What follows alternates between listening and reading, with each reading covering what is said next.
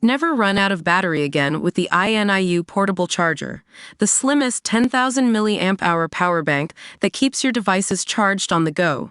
Stay powered up wherever you go. Click the link in the video description to shop now on Amazon. The Beatles were known for their incredible music, but what about behind-the-scenes drama? Tonight on Drama Drop, we're diving into a story that's been shrouded in mystery for decades. You might be thinking, what's the big deal about the Beatles? Well, let me tell you, it's not just about the music. It's about who actually wrote some of their biggest hits and whether they got the credit they deserved. I'm talking, of course, about Paul McCartney and John Lennon's epic battle over songwriting credits. At the center of this storm is one of the Beatles' most iconic songs, Eleanor, Rigby. Now, you might be thinking, that's a pretty straightforward tune.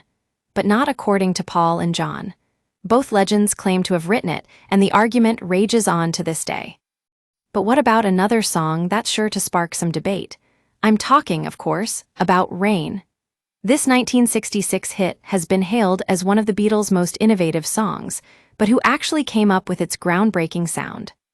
According to John Lennon, it was his accidental genius.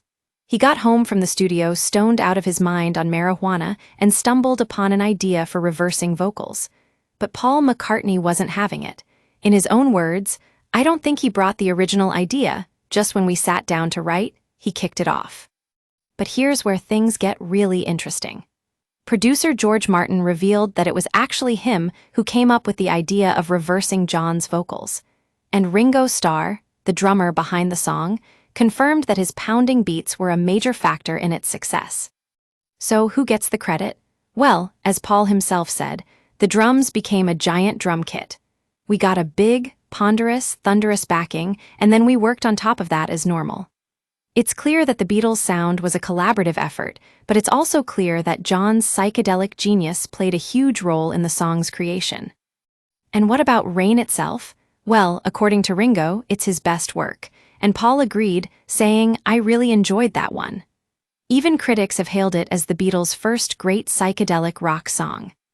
So there you have it, the drama behind Eleanor, Rigby, and Rain. It's a story of creativity, collaboration, and who gets the credit. But one thing's for sure, the Beatles' music lives on, regardless of who wrote what.